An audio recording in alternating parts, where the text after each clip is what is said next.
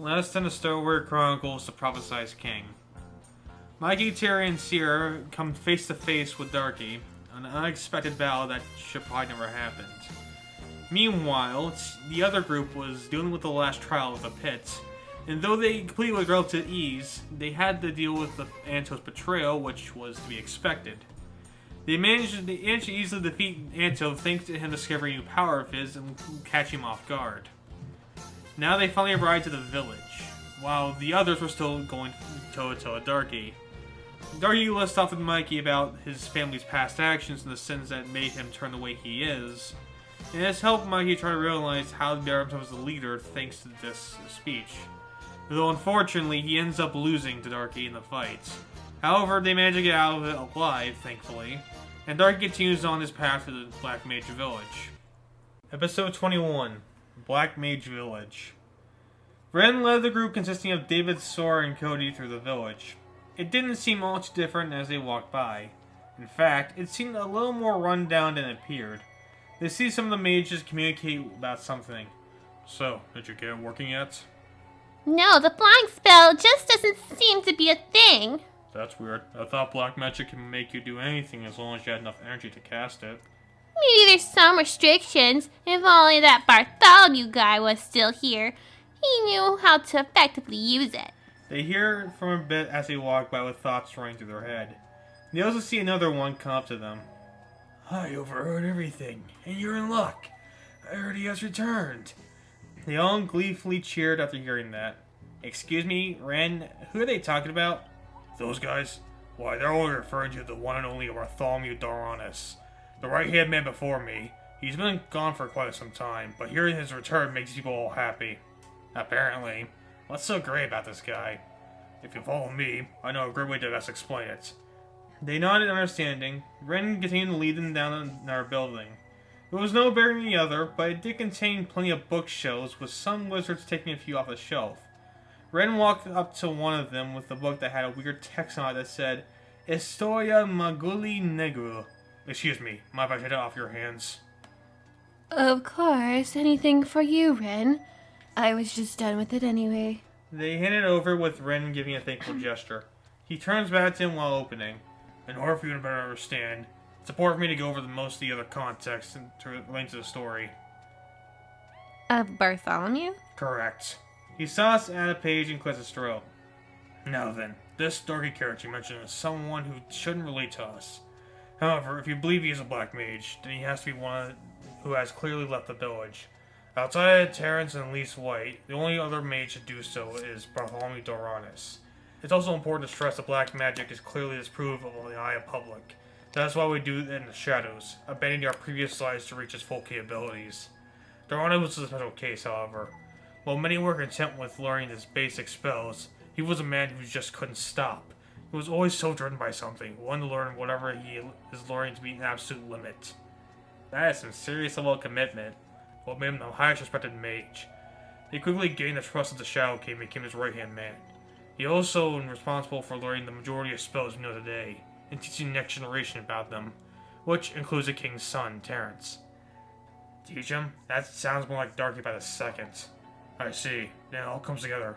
One last point. After a bit while working the Shadow King's son, he seemed to be less committed to our cause. Something about him set him off, and whatever it was led him to helping Terrence escape as well as leaving the village entirely. No one has heard from him until now. Ren closes the book sternly, and since the connections between him and Darky are one and the same, that should be your answer to him. They all once again nod in understanding. Yep, that's definitely him. We would also like to request to keep that book. No, so that your friend can do battle with him? Much as I could be okay with that, seeing how he speaks poorly about our king, I'm afraid I can't let you do that. Not because I'm on his side, but beating him is impossible. They all gave shocked looks. What do you mean? There's no way he's invincible. Oh, no ability makes it like that, not even magic. But his performance with magic is practically unrivaled. Not because of his magic itself, but he's the only being in the universe that can be able to wield the 5 deadly curses. What are those? I don't know for sure, as I only know 3 of them. Other than 2 I don't fully know have something to do with torturing you from the inside, and the other is complete mind control. But the other 3 consist of creating a pit that to make a person experience the worst emotions possible. Like the pit of rage? Yes. The other is instant death spell, Deafen. No spell is more powerful than that. The problem with it is that once you use it, you can't use another spell until you replenish all your energy. Finally, the most powerful spell of them all, and both his and our king's specialty, Astaroth. The spell gives you armor that can increase your spell capabilities and makes you invincible while in it. Only those two can use it proficiently. Duras especially, in order for your friend to beat him, why would he have to be a completely different level? The others couldn't believe it after hearing what he said. But he isn't invincible, so it shouldn't be too hard to find a way to beat him. So maybe he had the book to perhaps study the spells? Ren thought over and hit it with content. I suppose that's supposed to be no harm, yet you will find it won't be that much help. Whatever we can get is good enough. Rest assured, we will find a way to beat him. If you say so. But anyway, you said you want to be our king. In that case, we should get looking before it gets too long. It's been a while since he had visitors. The others followed him as he led him out of the building. As this was happening, Sierra kept helping Mikey deal with his injury from the previous fight. She kept applying pressure to his wound as he groaned in pain. Hang in there. Terry's getting help. You just need to hold on a bit longer. Mikey kept growling as he tried to reach for his wound. I shouldn't have fought him. It was kind of stupid, but not much more can be done about it. Let's at least be grateful for being alive. I know I should, but all I did was make my family legacy worse. How come? Mikey opens his eyes to try and fight through his pain. What I meant is that I literally knew nothing about my family besides they were kings and leaders of Sarvania. In fact, I knew nothing about my father besides what my mom tells me. And hearing him shout that slander about them is just... I don't know. Is it really worth fighting for it? I know for the people, but the ones that can lead? Sierra gave a confused look. Man, I have no idea what you're talking about. Maggie gives out a sigh and amused. I'm just venting. I knew I had these thoughts ever since I went on this journey. This prophecy must fulfill, being a leader for his kingdom. Is that something I can do? Sierra gave an awkward laugh. I'm sorry, Mikey, but you're asking the wrong person here. I don't know anything about what you're talking about. I might be helping you, but in terms of this royalty business, I'm not one to help you on that. For my entire life, I was just some middle-class girl trying to get by, you know? I understand. That's more me trying to figure that out. Sierra stopped as he heard footsteps come over. It was Terry who had a blue mage come over with concern. Who's that? Don't worry about it. I'm here to help. The black mage comes over to check on the wound as Terry sits beside Sierra. She's one of my friends I had this place. She's obviously to take it from here. The mage started to cast a spell as Mikey began to rest it off. Sierra still looked concerned at him. By the way, Mikey is seriously questioning his status as a king. I'm not surprised. I'm just the same in his shoes. That fight said a lot about his family. Let's just let him rest on it. Sierra then looks in with careful eyes. Yeah, I really still feel like I should have helped him. I remember how much Mom was feeling and how I did nothing to help her. A part of me wanted to not let that happen to him. Terry looks her concern. I get it, but at the same time, it isn't our place to figure out his problems. Those personal problems are for him to solve. As Mikey was resting, he decided to communicate with his mother. You met Ducky, it seems. Yeah, I no longer know how to feel about it. Morgan nodded. I wish you'd met him when you were ready, but at least you made it out alive. That's more than what can be said about a lot of people, including your father. Speaking of Dad, Morgan gave an annoyed sigh. Figured we had this talk. Alright, what exactly did Darky say about him? Maggie hesitated, but he gulped his fears. He said that Dad was a greedy, power-hungry man who wanted nothing but Starvation to be an absolute rule of the universe based on the ambitions of his father and the Starkids beforehand. I see. And do you believe what he said? You might not like the answer, but yes. Morgan gave another sigh, but this time with relief. Thank God. This makes the next part easier then. She gave him a straight look. Listen to me, Michael. What I'm about to say could not only affect you, but your children after. You can't fault your father for it. It's how he was raised. That's why I end up sticking with him for after marriage. I wanted to see him get better as a person rather than a king. And I thought if he had a child, that would help him. Instead, he died before that could have happened. However, this is where all that talk about being a king for the people and finding out how to overcome the challenges of being a leader comes into play. Michael, it doesn't matter what your father nor what his father did to Starvania. What does is what you do. You have the ability to make that difference, and you shouldn't let Darky tell you how to do it. I don't fully understand. I know you don't, but over time you will learn what I mean. Being that kind of king is something you need to grasp as soon as possible, and don't bother trying to convince Darky out of it. He's too far into his agenda. You need to take that step into becoming a stronger leader, and I know you can do it. He takes it all in as he hopes to understand.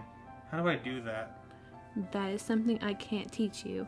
In order to be that leader, you have to find your own path. You have to be the one to become king of your own destiny. That final word, he gets back up to see the mage still heal him. I gotta say, whoever did this must have been a powerful black mage. Indeed. How long is it going to be? Not too much longer. Just another hour. He nodded as he waited. Meanwhile, the other group was heading down their long path. As they were walking, they saw the big castle from a distance. It was easily the biggest building, but the only one section of it. Ren led them up the staircase and found a giant door. Before we enter, I have to warn you that we mustn't provoke him about Terrence or Darky. Leave that talk to me. All you have to do is introduce yourself. Understood? They nodded in acceptance. Ren opened the door to reveal the hallway. It was clean as he continued to walk down it. Other black mages stood guard in front of each door. He then walked into another big door at the end of the hallway. There it led to a throne room where the throne was empty. And get it, is the king small or invisible? Ren gave a laugh as did the other guards around them. You're too funny, small one. Koei gave him that same unamused look. Your Highness, we have people who wish to see you. They hear a door open to the right. Where I see another black mage with purple robes and a black crooked crown come over.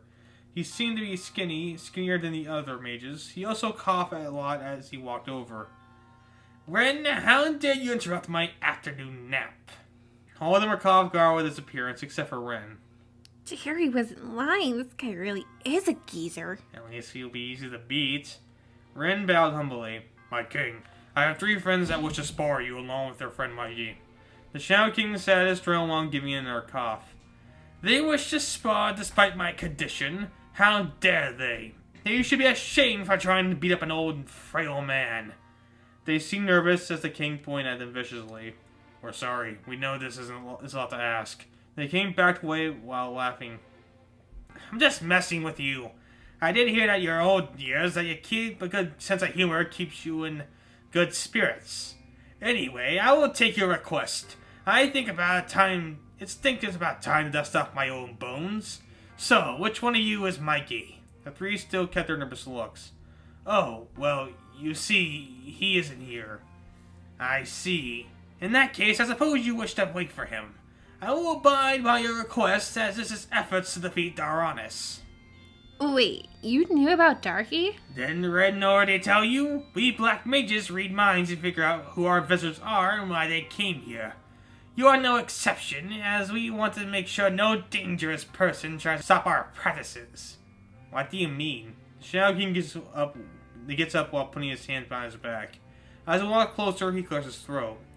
I used to be a servant for him, Darkus Aquinas, the elemental of darkness, or at least my ancestors were. He was an amazing wizard. In fact, Daranis believed to be the reincarnation of him. Of course, they are only rumors. Regardless, my ancestor led the people who wish not join the Dark Warriors. Yet practicing the black magic is a universal law. Because of its largest power, many sought to put an end to it. I don't blame them. I would be afraid too in their shoes. But we aren't. We must hide to continue it. That's what leads you here into the village. I'm obviously its ruler. Is that so? This is the first I'm hearing about it. The thing I speak of were before my time.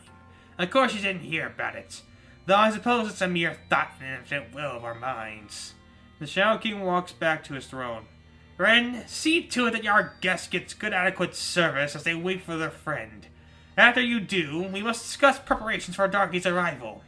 Ren nodded as he motioned the others to follow. He leads into a clean hotel-like room that had 8 beds and a room that was used for our activities. Make yourself at home. The mere fact that you were coming to warn the king of his adversary makes him trust you a lot.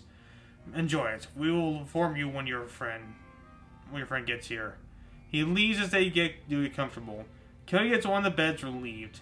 After all that pit bullshit and the worries of Darky, I could use to get a rest. I wouldn't get too comfortable. Mikey could show up any minute.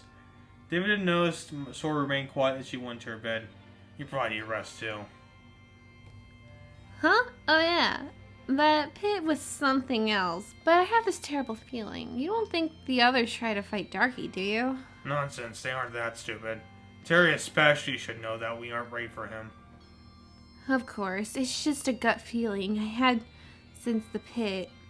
I just hope they're okay. I hate to imagine what would happen knowing that kind of power can come to a man. David sat on the bed across from her. That's reasonable to think, but I wouldn't worry though. Yet that does get me thinking a bit. They begin to rest, and this until they heard a man shout from the other room. Your Highness, he has arrived! They all gave shocked looks as their curiosity ran. Has he already gotten here? Took him long enough. Sora also seemed gleeful to hear that. They get up to investigate. They stop as they see the king's and Rin's nervous expressions. Damn, we never thought I would see him again. Hold your ground, Rin. We shouldn't fear at a time like this. They hear the daunting footsteps come up as they see Darky come sternly. Guards try to attack him by hiding behind some of the walls, as well as casting their own spells, but Darky stopped them in their tracks with its own spells and pushed them aside. He stops walking as he suddenly comes face to face with the Shadow King. Wait, is that... Darky, so we finally meet him. Daranis, since when have you changed your name to Darky? Darky never respond as he slams and sticks his wand to the ground. What I changed my alias to is not your concern. What is that you're forcing me to take a throw you know doesn't belong to me? As to be expected, yet your mystical powers are somewhat no other wizard. Even myself has. I see no better person to take it than you. The Shadow King motions for an attack. Yet Darky uses an ice spell to trap him instead. So you have been warned about my arrival. Who was it? Don't tell me it was Starkus who warned you. The others from the inside seem to be shocked to hear this. And what if he did? Could you not also believe that you would have always come after me after I sent you that letter? Dorian gives a suspicious look. You planned this. You want me to come. But for what? To rile the people? To make their king? Darky forced the Shadow King over with a tense expression. Has ever occurred to you why I excelled myself in the first place? You are the lowest form of being with a sense of morality could ever be. I despise people like you. I should kill you for where you stand. After a stare down, Darky lets go the Shadow King with these. With that being said, I do owe you for something. Show me the way. King cut his breath after he said that. What do you mean? Darky turns around sinisterly. Thanks to you, I got my passion for the pursuit of absolute truth again. That passion drove me to being who I am. I want more of it, every last bit of it. Ending the cycle of royal censorship would do so. Have you ever heard the saying, the truth will set you free? Well, gaining that freedom is what is needed to find the truth. So for that, you have my thanks. What does that mean at the end? It means I'm not going to kill you out of spite or hatred. I'm doing it to bring a new life to the Black Mage village. Darky didn't stop as he felt something bind at his body. He keeps laying thicker and thicker as he fell to the ground trapped. The Shadow Thing again gave him a hearty laugh. Oh, Daranis, you're always so narrow-sighted. You think freezing ray will stop him from casting a spell? Darky looks over to see Rin's hand break out of the ice while casting some white waves from his hand. I'm not as gifted as a wizard as you, but my binding spell makes me the perfect guard for our king. Darky didn't grow upset. Damn you, Norman. He looks up to see a Shadow King make his fist larger to punch him across the face. It barely affected him, but it made him submit. I should warn you, this spell only lasts for 24 hours. My powers are strong, but it won't hold forever. As it seems, once I'm out, I'm gonna enjoy taking a life from your breath. I bet you do. Before I let you kill me, I'm gonna be the one who's laughing at the end. How? The Shadow King motions over David and the others to come out of the currents. They disagree at first, but he uses the spell to pull all three of them out. Daria gives them a shocked look as well. I know you knew the biker, but their friend Michael Stargus is coming soon. I will train the boy to be ready for you, and once I do, though I won't be the one to do it, he'll be your end. Darky then spat through his mask into the ground. Do you royals ever think about anyone else besides yourselves? The Shadow King turned to the others. It may not look like it, but I'm on your side. Though I do have to ask, you know of Terrence? We do, but the full story is the thing we get to hear. Sora pulled him over after hearing that. Why did you say that? He knows what the full story is. It's simple. As long as he thinks we're on his side to the end, we need all the help we can get. Sora nodded understanding. I see. If that's the case, then I'll leave it until it shows up. They all nod. That only leads you, Daranis. I always like to see your end come near. You think you can blend my assassination and get away with it? My power isn't good enough, but he will be. As long as I play a part in your demise, it's all I need. The Shadow King laughed hard as he stood there with the others. Good. And if you don't mind me doing something real quick. They walked over to Darky and gave him a hard punch across the face. Fuck you. That was for every Starvania forced from their homes. He then gives a punch straight to the guts. And this for all the ones you killed. Darky then spits again unamused. Enjoy this while you can, Emblem. You won't be so bitter once I break out of this binding curse. Should be also mentioned that once the binding curse is cast, you can't kill the individual being binded as their souls are attached to the spell. Good. In that case, let me just show no mercy. David cracks his knuckles as he goes in to beat him up. Cody leads over to Sora concerned. I think the pit has made David go crazy. I would also agree with you. She remains concerned as they try to stay out of it. Now we once again go back to the other group, who finally sees Mikey's injury healed. That should about do it. You're lucky it missed your organs, otherwise it would have been a lot more painful. Regardless, thank you for your help, Blue. She turns around while I take her mask off to reveal a tanned woman. Anything for a friend, though that does mean you owe me. Terry laughed along with her as she made her goodbyes. Mikey continued to rest as he let go of the rest of his pain. You said she was natural at it, though how can we tell that he's fully healed? Only one way to find out. Terry slaps him across the face as Mikey comes back. Ah, I'm up! He was a little disoriented, but was able to regain consciousness as he got up. He felt the spot for where his wound was, and he looked up his shirt to see the giant scar take place of it. She said the scar is permanent, unfortunately. No, it can't make for good party stories. Mary gave an awkward laugh as he put his shirt back down.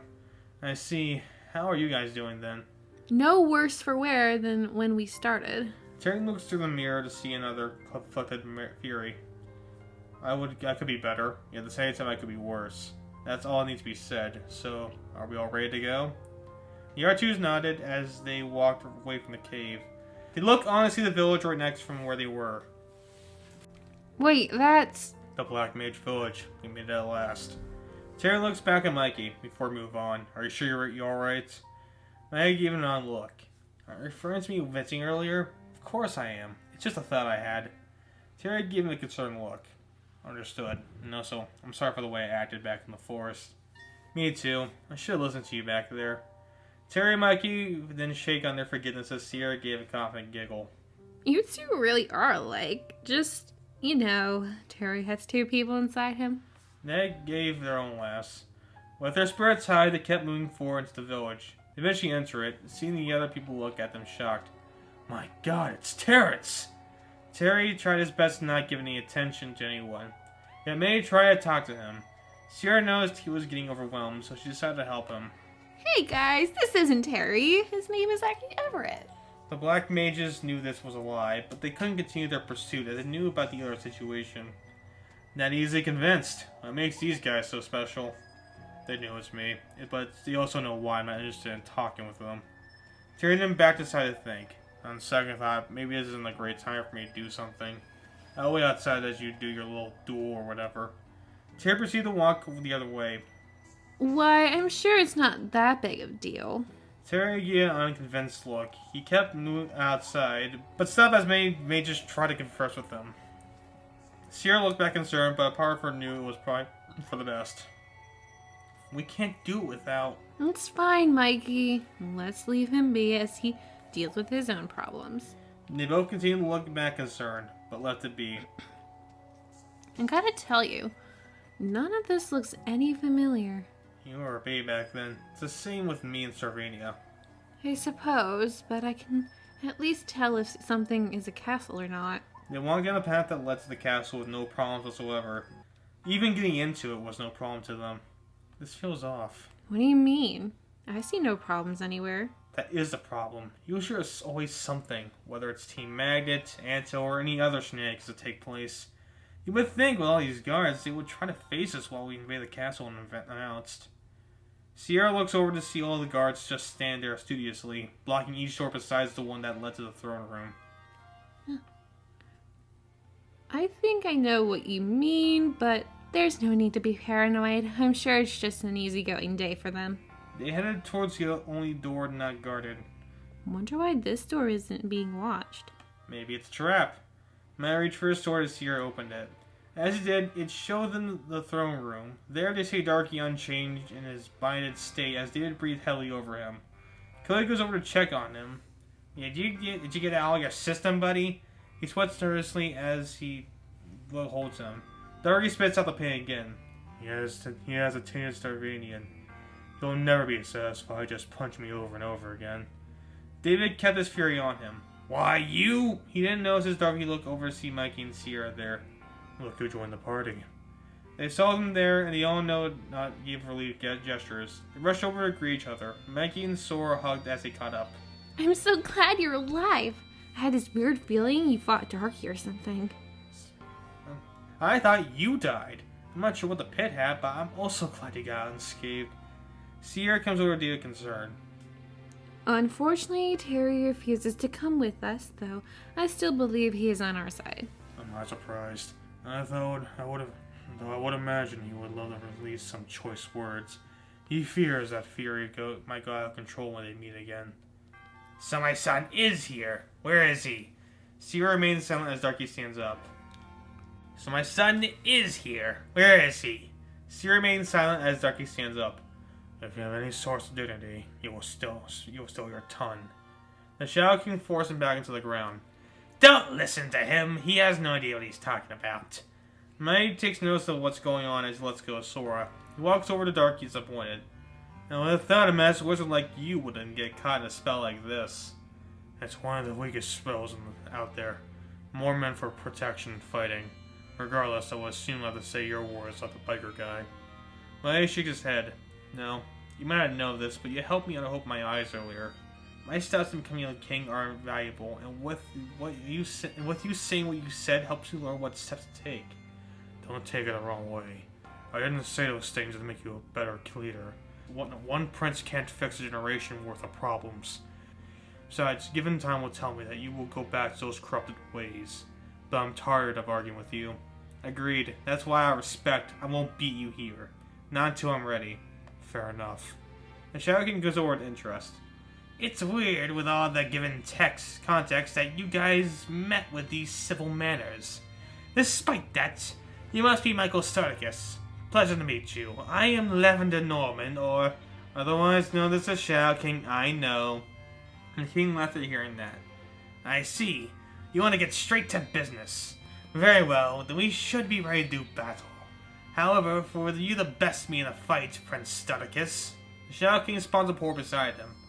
We must fight under my terms. Do you understand? Mikey nods. Get all your supplies ready. Then we'll fight once you're ready. Terry was seen hanging outside the village. He didn't want to involve himself any longer with the village. That was quite a bold move back there. What do you mean? Terry pulls out his mirror. Not going to see our dad? You honestly don't trust me. Of course I don't. But whatever. Right now we are in the right place to do anything about it mentally. I can agree with that. That does make me think. Shouldn't we at least try to meet him? I mean, it could help us figure out our own path to tranquility. You actually think that? Going back to the fight earlier, Mikey faces the problems of his past by taking it with his own hands. The countless of our problems resides with our dad. It probably wouldn't hurt to try and somewhat hear from him again. Maybe we'll get a side of the story we didn't see before. Terry gave him worried eyes. I wouldn't bother with him. I saw you reacting when you learned what he truly did to us. We heard it from Darky, and we can guess by now that he is the most credible guy. Terry then gives him a weird look. Where is this coming from all of a sudden? This doesn't feel like you. Perhaps not. We should probably figure it out together, wouldn't you think? Terry nods to hearing that. If you feel like that's what we need to do, then I guess we have no choice. You better not be wrong with this. This also affects me. It would be foolish of me to do you wrong. I don't hope so. He walks back to the village as he gets mentally ready to see his father.